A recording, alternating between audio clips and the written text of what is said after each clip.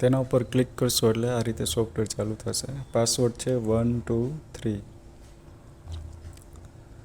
તેમાં સૌપ્રથમ છે કારીગરની એન્ટ્રી. તો આપણા જે કારીગર હોય એનું એક નામ અને એનો 8 કલાકનો પગાર અથવા તો પર અવરનો પગાર તમે સેટ કરી શકો છો. કોઈ કારીગરનો સુધારો હોય તો સેમ સિલેક્ટ કરી અને એડિટના ઓપ્શનથી પર અવર પગાર અથવા તો 8 કલાકનો પગાર બંને રીતે સુધારીને અપડેટ કરી શકો છો.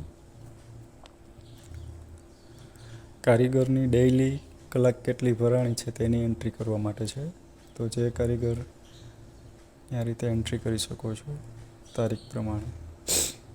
28 તારીખમાં આપણે બધાની એન્ટ્રી કરેલી છે. 29માં એક કારીગરની એન્ટ્રી કરીએ. જે કારીગરની એન્ટ્રી થઈ જાય એ નામ નીકળતા જશે.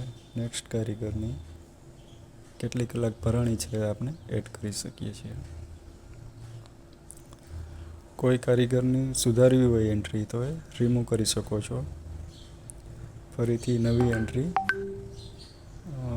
જે નવી કલાક છે એ આપણે સુધારીને ફરીથી એડ કરી શકીએ છીએ.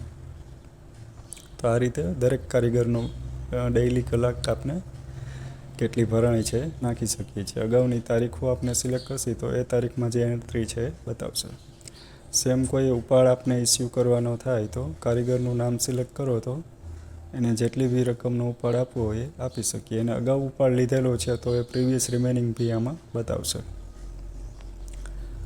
જેમ કે અત્યારે આપણે આ એક ઉપાડ આપીએ તો અગાઉનો 0 છે, 500 રૂપિયા છે અને કઈ તારીખે ઉપાડ આપી અને સેવ કરવાનું છે તો એમને ઉપાડે સેવ થઈ જશે. પે પગાર જ્યારે પણ કારીગરનો પગાર કરીએ તો જે બી કારીગર આપણે સિલેક્ટ કરશે તો છેલ્લે તેમણે જેટલી કલાક ભરેલી છે એ બતાવશે. સપોઝ કે રાજેશભાઈને છેલ્લે પગાર ચૂકવા પછી એમની પછીથી જેટલી કલાક ભરાણી છે એ આવશે. એકચ્યુઅલ પે 1076 રૂપિયા પે કરવાનું થાય છે.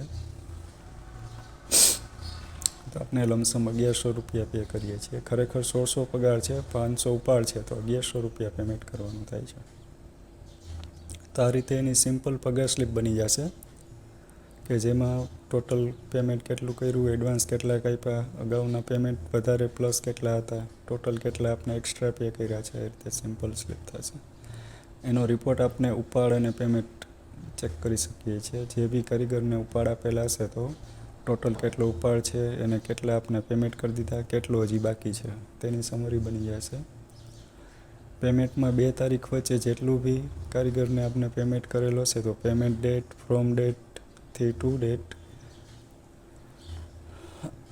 કઈ તારીખથી કઈ તારીખ સુધીના ચૂકવેલા છે, કેટલી કલાકનો પગાર ચૂકવેલો છે, કેટલા કલાક એનું ચાર્જ છે, ટોટલ પગાર કેટલું ચૂકવવાનો થાય છે, એડવાન્સ કેટલા કાપ્યા, પ્રીવિયસ પે કેટલા કરેલા હતા, નેટ પે કેટલું કરેલા, એકચ્યુઅલ પે કેટલું થાય છે, ડિફરન્સ આપણે કેટલો ચૂકવેલો છે તો એ પ્રમાણે પગાર ચેક કરી શકીએ છીએ. કોઈનું આપણે પર્ટિક્યુલર કારીગરનું ચેક કરવું હોય તો સિલેક્શન કરીને કરી શકીએ છીએ. તો આ પગાર અને ઉપાડામાં આપણે કારીગરનો મેનેજ કરી શકીએ છીએ.